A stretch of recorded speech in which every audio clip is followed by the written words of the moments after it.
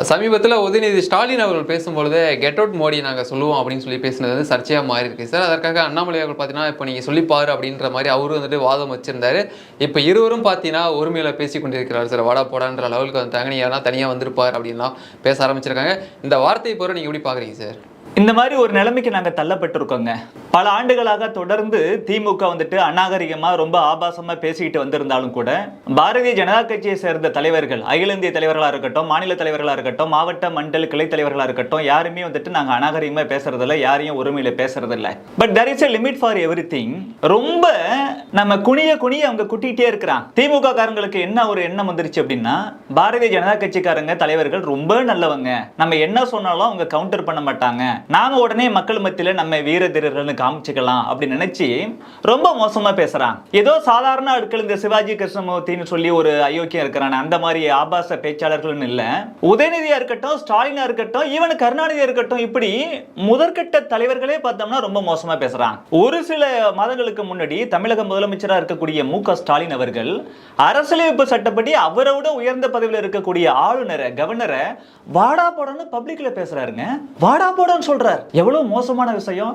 அதே போல இன்னைக்கு டெபுட்டி சிஎம் இருக்கக்கூடிய உதயநிதி கவர்னரை மக்கள் செருப்பால் அடிப்பாங்கன்னு சொல்றாரு. யாரை பார்த்து என்ன வார்த்தை? அண்ணல் அம்பேத்கர் அவர்கள் உருவாக்கி கொடுத்த அரசியலமைப்பு சட்டப்படி நீங்க எல்லாம் பதவி பிரமாணம் எடுத்துக்கிட்ட ஆட்கள் தானே, டீசெண்டா கண்ணியமா பேசணுமா இல்லையா? அதுவும் உங்க கொள்கையிலே வேற நீங்க கடமை கண்ணியம்லாம் இருக்கிறதா சொல்றீங்களே, ஆனா கொள்கைக்கு எதிரா ரொம்ப மோசமா, ரொம்ப தரக்குறைவா ஏதோ ஒரு அரசியல் கட்சிக்காரங்களை, சாதாரண ஆட்களை கிடையாதுங்க, அரசியல் கட்சியோட தலைவர்களை, ஆளுநரை, ஈவன் பிரைம் மினிஸ்டரை ரொம்ப மோசமா பேச ஆரம்பிச்சாங்க. கொஞ்ச நாளைக்கு முன்னாடி பார்த்தோம்னா கோ பேக் மோடி. யார? உலகம் வந்துட்டு நரேந்திர மோடி அவர்கள் போனா அந்த நாட்டோட பிரைம் மினிஸ்டரே சில நாட்டோட அதிபர்லாம் பிரதமரோட கால்ல விழுந்து வணங்குறாங்க. இன்னைக்கு அமெரிக்காவோட அதிபராக இருக்கக்கூடிய டொனால்டு ட்ரம்ப் அவர்கள் நம்ம பிரைம் மினிஸ்டர், இந்தியாவில் இருக்கக்கூடிய 150 கோடி மக்களுக்கும் கிடைச்ச மரியாதை அது. நம்ம பிரைம் மினிஸ்டர் உட்காரும் போது சேர் அட்ஜஸ்ட் பண்றாரு, எந்திருக்கும் போது சேர் எடுத்து விடுறாரு.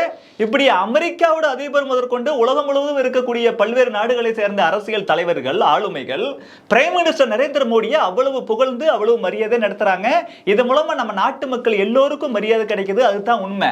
அப்படிப்பட்ட பிரைம் மினிஸ்டரை இந்த நாட்டுக்கே பிரதமராக இருக்கக்கூடிய அவர் தமிழகம் வரும்போது எதுக்கு வராரு? அதுவும் தமிழகத்துக்கான நலத்திட்டங்களுக்காக. அதனால மக்களுக்கும் பயன், இளைஞர்களுக்கு வேலை வாய்ப்பு, அந்த மாதிரி திட்டங்களை தொடங்கி வைக்க தமிழகம் வரும்பொழுது கோ பேக் மோடி சொல்லி அநாகரிகமா பேசுறது. சொந்த நாட்டுக்குள்ளவே ஒரு நாட்டோட பிரதமரை, நாட்டையே ஆளக்கூடிய ஒரு தலைவரை கோ பேக்னு சொல்றது எவ்வளவு அநாகரிகம். அதெல்லாம பாருங்க, பாசிஸ்ட் மோடின்னு சொல்றாங்க இந்த பைத்தியக்கார திமுக காரணங்க. யாரை பார்த்து என்ன சொல்றது? உலகமே வியக்கக்கூடிய ஒரு மிகப்பெரிய டெமோக்ராட்டிக் லீடர், இன்னைக்கு வேர்ல்டுலயே நம்பர் 1 டெமோக்ராட்டிக் பார்ட்டினா அது பிஜேபி. அந்த கட்சியோட தலைவரை, இந்த நாட்டோட தலைவரை, ஒரு மக்களாட்சி நாட்டோட, ஒரு ஜனநாயக நாட்டோட மிகச்சிறந்த தலைவரை நீங்க பாசிஸ்ட்னு சொல்லுவீங்களா? அவ்வளவு பைத்தியக்காரத்தனமா, அவ்வளவு மோசமா நடந்துகிட்டாங்க. இப்போ என்ன சொல்றாருன்னா, நக்கலா நாங்க முன்னாடி கோ பேக் மோடின்னு சொன்னோம், இப்ப கெட் அவுட் மோடின்னு சொல்லுவோம். அப்ப என்ன நெஞ்சு அழுத்தம்? நாம எவ்வளவு மோசமா பேசினாலும், பிரதமரையே நம்ம வந்துட்டு மோசமா திட்டினாலும் பிஜேபி தலைவர்கள் கண்டுக்க மாட்டாங்க. ஏயா, ஒரு மாநிலத்தை மட்டுமே ஆளக்கூடிய உனக்கே இவ்வளவு இருக்குன்னா, ஒட்டுமொத்த நாட்டையே ஆளக்கூடிய பிரதமருக்கும் பாரதிய ஜனதா கட்சியை சார்ந்த எங்களுக்கும் எவ்வளவு இருக்கும்? தமிழகங்கிறது ஒரே ஒரு மாநிலம். இந்தியாவில் மொத்தம் 28 மாநிலங்கள் இருக்கின்றன, 8 யூனியன் பிரதேசங்கள் இருக்கின்றன. இது எல்லாத்துக்கும் சேர்த்து தலைவர், பிரதமர் யாரு? நரேந்திர மோடி, பாரதிய ஜனதா கட்சி. நாங்க நாகரிகமா இருக்கணுங்கிறதுக்காக நீங்க எவ்வளவு மோசமா பேசினாலும் அமைதியா இருந்தோம். நீங்க ரொம்ப ஓவரா போயிட்டு இருக்கிற எங்க தலைவருக்கு கோபம் வருது. எங்க தலைவர்கிட்ட ஒரு மிகச்சிறந்த குணம் என்ன தெரியுமா? நாங்க எல்லாருமே அப்படிதான் கடைபிடிக்கிறோம். நான் எப்படி தெரியுமா? வீர திருநாவுக்கரசை பத்தி ஒரு எதிர்கட்சிக்காரன் எவ்வளவு மோசமா பேசினாலும் நான் தரந்தாழ்ந்து போக மாட்டேன், டீசெண்டா தான் பேசுவேன். ஆனா என் தலைவன் அண்ணாமலை பத்தி பேசினா, என் தலைவன் நரேந்திர மோடி பத்தி பேசினா எந்த லிமிட்டும் போக தயாரா இருக்கிறேன். அதே போலதான் எங்க தலைவர் அண்ணாமலை அவர்கள், அவரை பத்தி நீங்க என்னென்னமோ சொல்லி பார்த்தீங்க. ஐஏஎம்ல போய் படிச்ச ஒரு தலைவனை, ஃபர்ஸ்ட் அட்டெம்ப்ட்ல ஐபிஎஸ் ஆன ஒரு தலைவனை, 10 ஆண்டுகள் ஐபிஎஸ்ல இருந்த ஒரு தலைவனை, மாபெரும் அறிவாளியான ஒரு தலைவனை, கோடிக்கணக்கான தமிழர்கள் கொண்டாடக்கூடிய ஒரு தலைவனை, உலகம் முழுவதும் இருக்கக்கூடிய தலைவர்கள் எல்லாம் போற்றக்கூடிய, தமிழர்கள் எல்லாம் போற்றக்கூடிய ஒப்பற்ற தலைவன் அண்ணாமலைய நீ ஆடு அண்ணாமலை அப்படி சொல்ற. நீங்க யாரா தற்கூரி பேசலாம்? என் தலைவன் எவ்வளவு பெரிய அறிவாளி. உதயநிதி, உனக்கு என்ன தெரியும்? நீனு எவ்வளவு மோசமா உங்களோட கைக்கூலிகளை 200 ரூபாய் ஊபிஎஸ் விட்டு என் தலைவன் அண்ணாமலையா இருக்கட்டும், பிரதமரா இருக்கட்டும், சோசியல் மீடியா முதற்கொண்டு தப்பு தப்பா எழுத வைக்கிறது. பத்திரிகையாளர்கள் சொல்லிட்டு சில பேருக்கு பணத்தை கொடுத்து அவன தலைவர் அண்ணாமலை பத்தியும் பிரதமர் மோடி அவர்களை பத்தியும் மோசமா பேச வைக்கிறது, எங்க அக்கா தமிழிசை அவர்களை வந்துட்டு உருவ கேலி பண்றது, என் தலைமை மிகப்பெரிய அறிவாளி கட்சி ராஜா அவர்களை மோசமா பண்றது, மோசமா பேசுறது, எங்க அண்ணாச்சி பொன்னாரை பத்தி மோசமா பேசுறது, எங்க அக்கா வானதி அக்கா வந்துட்டு ஒரு பெண் என்றும் பார்க்காம அவங்கள பத்தி மோசமா பேசுறது, இப்படி எங்க தலைவர்களை பத்திலாம் நீங்க எவ்வளவு மோசமா பேசிட்டு இருக்கும் போதும் எங்க தலைவர்கள் தமிழகத்தை சேர்ந்த பாரதிய ஜனதா கட்சி தலைவர்கள் ஒவ்வொருத்தரும் நாகரிகமா தான் இருந்தாங்க. நீங்க எப்ப எங்க பிரதமரை முன்னாடி நீங்க கோபேக் மோடின்னு சொல்லும் போது எவ்வளவு மோசமா நீங்க நடந்துட்டீங்களோ நாங்க அமைதியா இருந்தோம். ஆனா மறுபடியும் கெட் அவுட் மோடின்னு நெஞ்சு எழுத்தோட நீங்க சொல்லணும்னு நினைக்கும் பொழுது என் தலைவனுக்கு கோபம் வருது. என் தலைவன் அண்ணாமலை சொல்றாண்ட, என்னை பத்தி நீங்க பேசணும் அமைதியா இருந்தா, உலக தலைவன் ஒப்பற்ற தலைவன் நரேந்திர மோடி அவர்களை பத்தி நீ அவமரியாதையா பேசுற, ஒருமையில பேசுறனா முடியாரான்னு சொல்லி இந்த தற்குறி கோபாலபுர குடும்பத்தை சார்ந்த எந்த திறமையும் இல்லாத, ஒரு புத்தகத்தை கூட ஒழுங்கா படிக்காத, ஒரு ½ an hour கூட எதை பத்தியும் எந்த ஒரு ரெஃபரன்ஸும் இல்லாம பேச தெரியாத தற்குறி உதயநிதிட்ட உனக்கு புரிய மாதிரி சொன்னார் உதயநிதி. நீ தான் என் தலைவனை இப்படி தள்ளுன. மிகப்பெரிய படிப்பாடி, ஒரு மிகப்பெரிய வந்துட்டு நல்ல பண்புக்கு உள்ள ஒரு மிகச்சிறந்த டீசென்டான பாலிட்டிஷியன், யங் பாலிட்டிஷியன் எங்க தலைவன். என் தலைவன் அண்ணாமலை அவர்களையே இந்த அளவுக்கு இறங்கி வந்து பேசுற அளவுக்கு பண்ணது திமுக. இந்த திமுகவுக்கு இந்த பாவம் வந்துட்டு சும்மா விடாது. என் தலைவன் அதனால தான் இறங்கி வந்து உனக்கு புரியுற லாங்குவேஜ்ல சொன்னாரு. அதுக்கப்புறமா நீ ஒழுங்கா இருக்க வேண்டியதானே. இவ்வளவு படித்த ஒரு அறிவாளியை அண்ணாமலையை நாம தான் இந்த அளவுக்கு பேச வச்சுட்டோம், நம்ம டீசெண்டா இருக்குன்னு சொல்லணும். அதுக்கப்புறம் நீ என்ன பேசுற? மறுபடியும் நெஞ்செழுத்த என்னது? மோடி திருட்டுத்தனமா இந்தியாவுக்கு வந்தாரு, திருட்டுத்தனமா தமிழகத்துக்கு வந்தாரு சொல்றது. ஒரு நாட்டோட பிரைம் மினிஸ்டர் திருட்டுத்தனமா எப்ப வர முடியும்? திருட்டுத்தனமா போனது யாரு தெரியுமா? கருணாநிதி. கவிஞர் கண்ணதாசன் அவர்கள் வனவாசம் புத்தகத்துல இந்த திமுக தலைவர்கள்லாம் திருட்டுத்தனமா என்ன வேலை பண்ணாங்கன்னு எழுதி வச்சிருக்காரு. அதை போய் படுறா. அப்புறம் செவுத்தெல்லாம் இடிச்சு தள்ளிட்டு வந்தாரு. இந்த குட்டி செவரு தாண்டி போறதெல்லாம் கோபாலபுர குடும்ப வழக்கமா இருக்கலாம். பாஜக காரன் யாரும் இப்படி பண்ண மாட்டான். பிரதமர் செவுத்தை அடிச்சுட்டு வந்தாராம், திருட்டுத்தனமா வந்தாராம். எவ்வளவு நக்கல். அப்புறம் அண்ணா சாலைக்கு வந்து பாரு அப்படின்னா, பேரு தான் அண்ணா சாலை. தமிழகமே இது அண்ணாமலை மாநிலம், பாரதிய ஜனதா கட்சியோட மாநிலம், தமிழக மக்களோட மாநிலம். நீ என்னமோ அண்ணா சாலைக்கு வந்து பாருன்னு சவால் விடுற. அதுக்கு தான் என் தலைவன் சொன்னான், தனியா வரண்டா, என் தொண்டரெல்லாம் கூட்டு வரல, தனியா வர. நீ என்ன பண்ண முடியும்? Mister Udhayanidhi, mind your words. என் தலைவன் அண்ணாமலை IPS. அவ்வளவுதான், என்ன நடக்கும்னு தெரியாது. எல்லாத்துக்கும் ஒரு லிமிட் இருக்கு. நாவடக்கத்தோட பேசினா உங்களுக்கு நல்லது, இல்லைன்னா இந்த கோபாலபுர குடும்பம் மோசமான விளைவுகளை சந்திக்க வேண்டி வரும். சார், தமிழகத்தில் திமுகவுடன் கூட்டணியில் இருக்கக்கூடிய திருமாவளவர்கள் பார்த்தீங்கன்னா இரட்டை வேடம் போடுகிறார் அப்படின்னு சொல்லிட்டு அண்ணாமலை ஒரு ஆதாரத்தை வெளியிட்டிருந்தார் சார். அதாவது பார்த்தீங்கன்னா CBSE ஸ்கூலுக்கு ஒரு பொறுப்பாளராக இருக்கார் அப்படின்றது, அங்கே வந்துட்டு ஹிந்தி மொழியும் வந்து கற்றுக் கொடுக்குறாங்க அப்படின்னு இருக்காரு. அது மட்டும் இல்லாமல் விஜய் அவர்கள் நடத்தக்கூடிய CBSE ஸ்கூலும் பார்த்தீங்கன்னா ஹிந்தி கற்றுக்கிட்டு இருக்காங்க. ஆனால் அவருடைய பையன்கள்லாம் வந்துட்டு ஹிந்தி படிக்க வைக்கிறாங்க. இங்கே இருக்கக்கூடிய தமிழக அரசு பள்ளி மாணவர்களுக்கு 3வது ஒரு மொழியை கற்றுக் கொடுக்குறது என்ன சிக்கல் அப்படின்னு சொல்லி கேள்விலாம் வைக்கிறாங்களே. உங்களோட கருத்து என்ன சார்? சார், நான் தொடர்ந்து சொல்லிட்டு இருக்கிறேன், திருமாவளவன் அவர்கள் நம்ம பட்டியல் சமுதாய மக்களுக்கு நல்லது செய்யணும்னு சொல்லித்தான் அரசியலுக்கு வந்தார், மாற்று கருத்தே இல்லை. நான் வந்துட்டு கட்டுரெல்லாம் எழுதியிருக்கிறேன் ஏற்கனவே முகநூல்லையே. அண்ணன் திருமாவளவன் அவர்களே, நீங்கள் ஒரு சாதாரண குடும்பத்தில் பிறந்து நம்ம பட்டியல் சமுதாய சொந்தங்களுக்காக நீங்கள் இவ்வளோ பாடுபட்டு உங்கள் வாழ்க்கையில் ஒரு நல்ல நிலைமைக்கு வந்திருக்கீங்க. ஆனால் எந்த லட்சியத்திற்காக நீங்கள் இயக்கம் கண்டீரோ, இன்னைக்கு அந்த லட்சியத்தை மீறி உங்களோட சுயநல அரசியலுக்காக 4-5 MP சீட்டு, 4-5 MLA சீட்டு, ஒரு 4-5 கோடி ரூபா பணம், இதுக்காக ஆசைப்பட்டு இந்த கோபாலபுர குடும்ப கொத்தடிமை ஆயிட்டீங்க. இன்னைக்கு விடுதலை சிறுத்தைகள் கட்சின்னு ஒரு தனியாக கட்சி இருக்கிறதாவே எனக்கு தெரியல.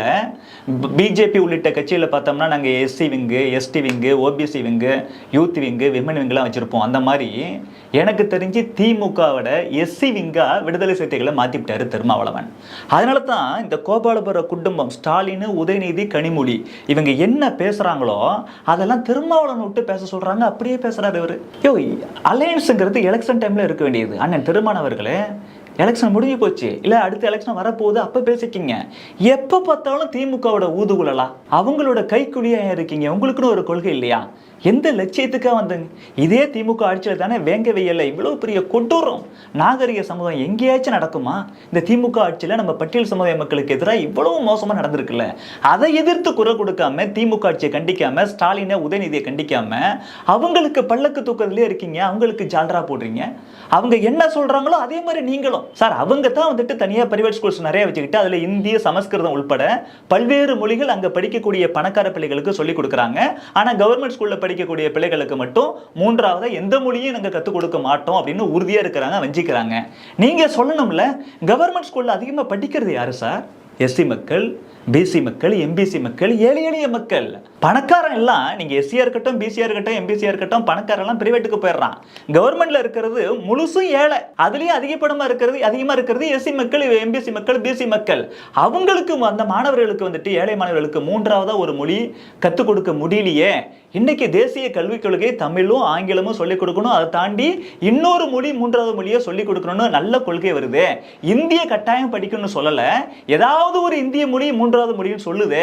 இந்த திட்டத்தை செயல்படுத்தினா பட்டியல் சமுதாய மக்கள், எஸ்சி மக்கள் உட்பட, பிசி எம்பிசி மக்கள் உட்பட ஏழை எளிய மக்களுக்கு யூஸ்ஃபுல்லா இருக்குமே, அதை நம்ம ஆதரிப்போம்னு சொல்லி ஆதரிக்காம திமுக காரர் எப்படி பிரைவேட் ஸ்கூல் நடத்திக்கிட்டு அங்க இந்தி உட்பட மொழிகளுக்கு சொல்லி கொடுத்துக்கிட்டு கவர்மெண்ட் ஸ்கூல்ல வந்துட்டு இன்னொரு மொழி சொல்லி கொடுக்கறத மறுப்பானோ, அதே போல இவரும் பேசுறாரு திருமாவளவன்.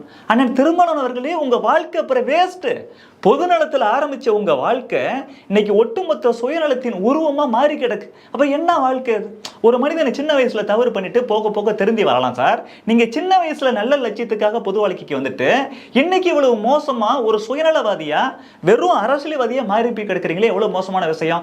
எப்படி திமுக அந்த கோபாலபுர குடும்பம் தனியா ஸ்கூல் நடத்துறாங்க, ஆனா இந்தி உட்பட மற்ற மொழிகளை எதிர்க்கிறாங்க. அதே போல திருமாவளவன் அவர்களும் ப்ளூ ஸ்டார் ஸ்கூல்னு சொல்லி வேளச்சேரியில ஒரு சிபிஎஸ்இ ஸ்கூலாம், அந்த பிரைவேட் ஸ்கூல்ல அவர் முக்கிய பொறுப்புல இருக்கிறார். எங்க தலைவர் அண்ணாமலை அவர்கள் ஆதாரத்தோட வெளியிட்டு இருக்கிறார்.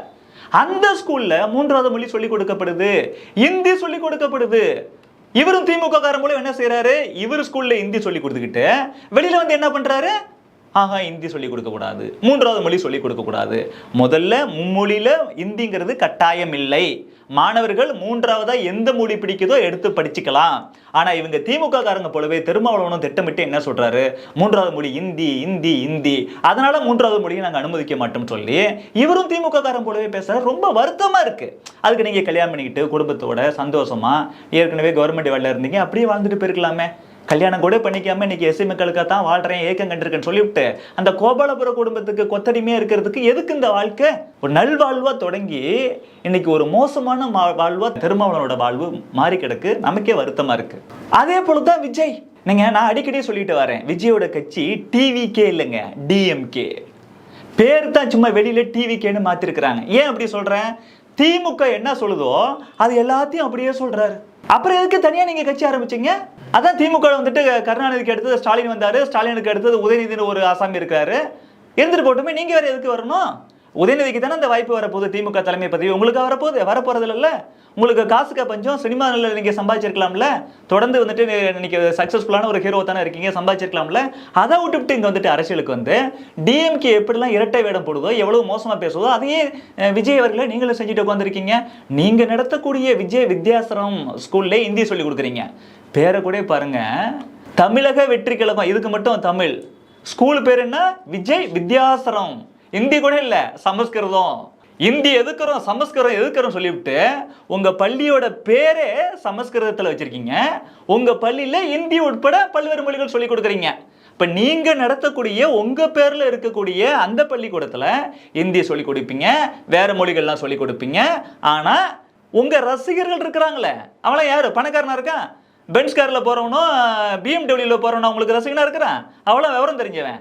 எங்களை மாதிரி ஏழை எளிய மக்கள், எங்களை மாதிரி வந்துட்டு சாதாரணமாக கவர்மெண்ட் ஸ்கூலில் படித்து வெளில வந்தவங்க, எங்களை மாதிரி சாதாரண வேலை பார்க்குறவங்க, கிராமத்துக்காரங்க, டவுனில் பார்த்தோம்னா ஏழை எளிய மக்கள், குடிசையில் வாழ்கிறவங்க, இவங்கெல்லாம் உங்கள் படத்தை பார்த்துட்டு நீங்கள் மிகப்பெரிய ஹீரோன்னு நம்பி சினிமாவில் உள்ள மாதிரியே நீங்கள் சீரியஸாக இருப்பீங்கன்னு நம்பி உங்கள் பக்கம் வந்தால் அவங்களெல்லாம் நீங்கள் வந்துட்டு வஞ்சிக்கிறீங்க. மறுபடி திமுக எப்படி அவங்க நடத்தக்கூடிய பள்ளிகளில் இந்தி உட்பட பல்வேறு மொழிகளில் பணக்காரனுக்கு சொல்லி கொடுத்துட்டு வெளியில் அரசு பள்ளியில் இந்தி சொல்லிக் கொடுக்க மாட்டோம், மூன்றாவதாக எந்த மொழியுமே சொல்லிக் கொடுக்க மாட்டோம்னு சொல்லி ஓரவஞ்சனை பண்ணுறாங்களோ, ஏழை எளிய மக்களை வஞ்சிக்கிறாங்களோ, அதே போல் விஜய் அவர்களே நீங்களும் அதான் பண்ணிட்டு இருக்கீங்க.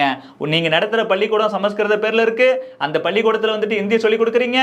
ஆனால் உங்கள் ரசிகர்கள் உங்களை நம்பி இன்னைக்கு உங்களுக்கு ஓட்டு போலாம் நினைக்கக்கூடிய விவரம் தெரியாத ஒரு சில இளைஞர்கள், குறிப்பாக கவர்மெண்ட் ஸ்கூலில் படிக்கிற ஏழை எளிய மக்கள், அவங்களுக்கு மட்டும் இந்தியோ இல்ல இன்னொரு மொழி எதுவோ சொல்லிக் கொடுக்க கூடாதுன்னு நீங்களும் வஞ்சனை பண்றீங்க.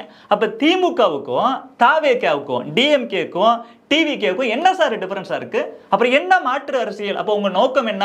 திமுக அந்த மாதிரி உணர்ச்சியை தூண்டி தூண்டி மொழி அரசியலை தூண்டி தூண்டி ஆட்சியை பிடிச்சு இன்னைக்கு அதிகாரத்துக்கு வந்துட்டு கோடி கோடியா கொள்ளடிக்கிறாங்க. நாமளும் அதே ரூட் எடுப்போம். நாமளும் ஐயோ இந்தி, ஐயோ சமஸ்கிருதம் இப்படி பூச்சாண்டி காமிப்போம்.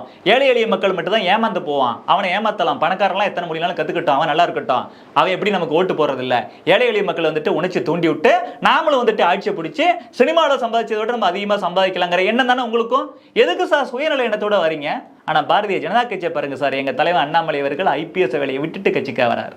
நான் ப்ரொஃபஸரா இருந்தவன், ப்ரொஃபஸர் வேலையை விட்டுட்டு கட்சிக்காக வந்திருக்கிறேன். என் பிரதமர் நரேந்திர மோடி அவர்கள் திருமணம் கூட பண்ணிக்காம, சொத்து சோகம் எதுவுமே சேர்க்காம, சொந்த பந்தங்களை கூட வாழாம இந்த நாட்டு மக்களுக்காக வாழ்றார்.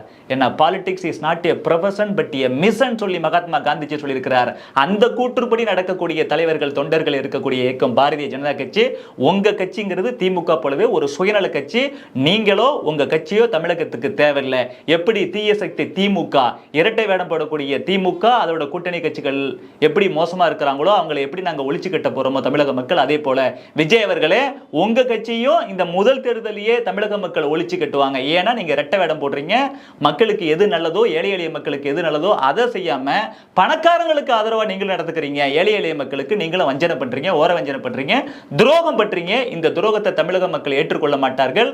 பாரதிய ஜனதா கட்சியின் தலைவர் அண்ணாமலை உட்பட அத்தனை தொண்டர்களும் உங்களை போன்ற ஆசாமிகளோட உண்மை முகத்தை மக்கள் மத்தியில் நாங்கள் தோல் உரிச்சு காட்டுவோம். தொடர்ந்து தமிழக அரசு பார்த்தீங்கன்னா மத்திய அரசு எந்த ஒரு திட்டத்திற்குமே வந்துட்டு நிதி கொடுக்கறது இல்லை, தமிழகத்தை வஞ்சிக்கிறது அப்படின்னு சொல்லி மக்களிடத்தில் வந்துட்டு அரசியல் செஞ்சுட்டு இருக்காங்க, ஒரு குற்றச்சாட்டும் வச்சுட்டு இருக்காங்களே. இன்னைக்கு கூட முதல்வர் ஸ்டாலின் கடிதம் வந்திருக்காரு மத்திய அரசுக்கு, கல்விக்காக வந்துட்டு தொகை கொடுங்க அப்படின்னு சொல்லிட்டு. இது எப்படி பாக்குறீங்க? அரசியலுக்காக தான் இந்த மாதிரி எல்லாம் திமுக அரசு செய்து வருகிறதா சார்? உண்மைதான். அது வெறும் அரசியலுக்காக, சுயநல அரசியலுக்காக சூழ்ச்சி அரசியல் பண்ணது திமுக. இது ஒரு பொய்யான குற்றச்சாட்டு. எங்க பார்லிமெண்ட்லயே நம்ம நிதியமைச்சர் வீர தமிழச்சி அம்மா நிர்மலா சீதாராமன் அவர்கள் தமிழகத்துக்கு மோடி அரசாங்கம் மத்திய அரசாங்கம் செய்திருக்கக்கூடிய திட்டங்களை இவ்வளவு சொல்லி பட்டியலிட்டு சொல்லியிருக்கிறாங்க. அதுவும் எங்க தலைவர், அறிவார்ந்த தலைவர் அண்ணாமலை அவர்கள் ஒவ்வொரு முறையும் அறிக்கை விடுறாரு. ஒவ்வொரு திட்டத்திலையும் மத்திய அரசாங்கம் எவ்வளவு பணம் கொடுக்குதுன்னு டீட்டெயிலா புள்ளி விவரத்தோட சொல்றாருங்க. 2004 இருந்து 2014 வரைக்கும் திமுகவும் காங்கிரஸும் மத்தியில் ஆட்சியில் இருந்தாங்களே, அப்ப தமிழகத்துக்கு வந்திருக்கக்கூடிய நிதி எவ்வளவு? இப்ப 2014 இருந்து 24, 25 வரைக்கும் மோடி அரசாங்கம் தமிழகத்துக்கு செய்திருக்கக்கூடிய நிதி எவ்வளவு சொல்லி வெள்ளை அறிக்கை விட சொல்லுங்க. நாங்க சொல்லியிருக்கிறோம். எங்க தலைவர் அண்ணாமலை அவர்கள் சொல்லியிருக்கிறாரு, கடந்த 10 ஆண்டுகள்ல கிட்டத்தட்ட 11 லட்சம் கோடி மத்திய அரசாங்கம் நேரடியா மாநில அரசாங்கத்துக்கு திட்டங்கள் மூலமா ஒதுக்கி இருக்கு. அவ்வளவு பணம் கொடுத்திருக்காங்க சார். அதை விடுங்க சார், இப்ப ரீசெண்டா சார் மெட்ரோ ஃபேஸ் 2 இருக்குல்ல, இவங்க ஆரம்பத்தில் என்ன சொன்னாங்கன்னா, நாங்க மாநில அரசாங்கமே இந்த திட்டத்தை நாங்க நிறைவேற்றிக்கிறோம் சொன்னாங்க. அப்புறம் இந்த கையாளாகாத திறனற்ற திமுக ஆட்சியால முடியல சொல்லி ஸ்டாலின் போய் கெஞ்சிராரு. ஸ்டாலின் போயிட்டு மோடி ஐயா பார்த்து, ஐயா எங்களால முடியாது, நீங்களே இந்த திட்டத்தை எடுத்துக்கங்கன்னு சொல்லி எங்க தலைவர் அண்ணாமலை யோசிச்சார். இவங்களால ஒண்ணுமே பண்ண முடியாதுன்னு சொல்லி ஒரு ரிக்வெஸ்ட் லெட்டர் எழுதினார் மத்திய அரசாங்கத்துக்கு மோடிக்கு. தலைவர் அண்ணாமலை அவர்களுடைய கோரிக்கை ஏற்று அந்த சைடு மு.க. ஸ்டாலினும் வந்துட்டு என்னால முடியும்னு சொல்லி ஒத்துக்கிட்டார்ல. அதனால அதையும் பரிசீலனை பண்ணி மோடி அவர்கள் 62,000 சொச்சரும் கோடி மதிப்புள்ள இந்த சென்னை மெட்ரோ ஃபேஸ் 2 மத்திய அரசாங்கம் எடுத்துக்கிடுச்சு. அதுல 41,000 கோடி ரூபாய்க்கு மேல மத்திய அரசாங்கமே பணம் கொடுக்குது. அப்புறம் கொஞ்சம் காசு வந்துட்டு வெளியில இந்த ஜப்பான் நிறுவனத்துல இருந்து லோன்லாம் வாங்கி கொடுக்குது. அதே போல பல்வேறு திட்டங்கள் நேரடியாக தமிழகத்தில் இருக்கக்கூடிய 42 லட்சம் விவசாயிகளுக்கு 3 மாசத்துக்கு ஒரு டைம் 2,000 ரூபாய், வருஷத்துக்கு 6,000 ரூபாய், அப்ப 5 வருஷத்துக்கும் ஒவ்வொரு விவசாயிக்கும் எவ்வளவு பாருங்க, 30,000 ரூபாய் இப்படி கொடுக்குது மோடி அரசாங்கம். எக்கச்சக்கான லட்சக்கணக்கான வீடுகள் தமிழகத்தில், ஒரு வீட்டுக்கு 2,10,000 இருந்து 2,70,000 வரைக்கும் இப்படி அக்கௌண்ட்லயே போயிட்டு வீடு கட்டி கொடுத்துருக்காங்க. டாய்லெட் இல்லாத வீட்டுக்கு 12,500 ரூபாய் அக்கௌண்ட்ல. இப்படி எக்கச்சக்கமான ஸ்கீம்ஸ் மத்திய அரசாங்கம் மூலமா தமிழகத்தில் வந்திருக்குது. கோடிக்கணக்கான லட்சக்கணக்கான கோடி ரூபாய் வந்துட்டு தமிழக மக்களுக்கு மத்திய அரசாங்கத்திலிருந்து வந்திருக்குது. இவ்வளவும் வாங்கிக்கிட்டு ஸ்டாலின் ஒண்ணுமே வரலன்னு போய் சொல்றாங்க. ஜிஎஸ்டி விஷயத்தில் அப்படித்தான் தமிழகத்துக்கு வர வேண்டிய ஜிஎஸ்டி இன்னும் நிலுவையில் இருக்குன்னு நீங்க மீடியா பத்து போய் சொல்லிட்டு இருந்தாங்க. பார்லிமெண்ட்ல ஒரு முறை நிர்மலா சீதாராமன் அம்மா சொன்னாங்க, எதுவுமே அப்படி நிலுவையில இல்ல, அப்படி இருந்தா ரெக்கார்ட் படி எங்கிட்ட கொடுக்க சொல்றீங்க, உடனே கொடுக்குறோம். நாங்க ஒரு பையனும் திமுக வந்துட்டு மூச்சு விடலையே, சும்மாங்க போய் சொல்றது. கோடிக்கணக்கான ரூபாய், லட்சக்கணக்கான கோடி ரூபாய் மத்திய அரசாங்கம் தமிழகத்துக்கு செஞ்சுட்டு தான் இருக்கு. இன்னும் சொல்ல போனோம்னா இந்தியாவில் இருக்கக்கூடிய பல்வேறு மாநிலங்களுக்கு கொடுக்கப்பட்ட நிதியை விட தமிழகத்துக்கு அதிகப்படியான நிதியை இந்த பாரதிய ஜனதா கட்சி அரசாங்கம், மோடி அரசாங்கம் கொடுத்திருக்கிறது. ஒவ்வொரு முக்கியமான விஷயத்துக்கும் தலைவர் அண்ணாமலை அவர்களே கடிதம் கடிதம் எழுதி எங்களுக்கு நிதி கொடுங்கன்னு கேட்டு வாங்கி கொடுத்திருக்கிறாரு. இவ்வளவும் வாங்கிக்கிட்டு அநேகமா இந்த கோபாலபுர குடும்பம் கொள்ளையடிச்சிட்டு நினைக்கிறேன். அவங்க வச்சுக்கிட்டு எலெக்ஷன் நெருங்குது இல்லையா 2026, அதனால எங்களுக்கு வரலன்னு போய் சொல்றாங்க. ஆனா இந்த சமக்கர சிக்ஷா திட்டத்தின் கீழே 2152 கோடி ரூபாய் ஸ்டாலின் வந்துட்டு கேட்டு எழுதியிருக்கிறார் அப்படின்னா, ஒரு திட்டத்துல நீங்க சேர்ந்தா தான் சார் அந்த திட்டத்துக்கான நிதி உங்களுக்கு வரும். நான் ஒத்துக்க மாட்டேன்னு சொல்லி உங்க சுயநலத்துக்காக, அரசியல் லாபத்துக்காக இந்த திட்டத்தை நான் ஏத்துக்க மாட்டேன், ஆனா அந்த திட்டத்துக்கான நிதியை மட்டும் எனக்கு கொடுனா யாரு கொடுப்பா? மூலல ஸ்டாலின் கொஞ்சமாவது யோசிச்சு பார்த்து கேட்க வேண்டாமா? அவங்க ஒரு திட்டத்தை அறிமுகப்படுத்துறாங்க, நம்ம ஏத்துக்கிட்டு அதை நடைமுறைப்படுத்தி அவங்க காசு கொடுக்கலன்னா நம்ம அவங்களை கேட்கலாம். நம்ம தான் இந்த திட்டம் எனக்கு வேணாம்னு சொல்றோமே, அப்புறம் பணம் மட்டும் எப்படி கொடுப்பான்னு யோசிக்கணுமா இல்லையா? நம்ம ஒரு கடையில போய் ஒரு ட்ரெஸ் எடுக்க போறோம் சார், நம்ம ட்ரெஸ் எடுத்தா தான் காசு கொடுக்கணும்.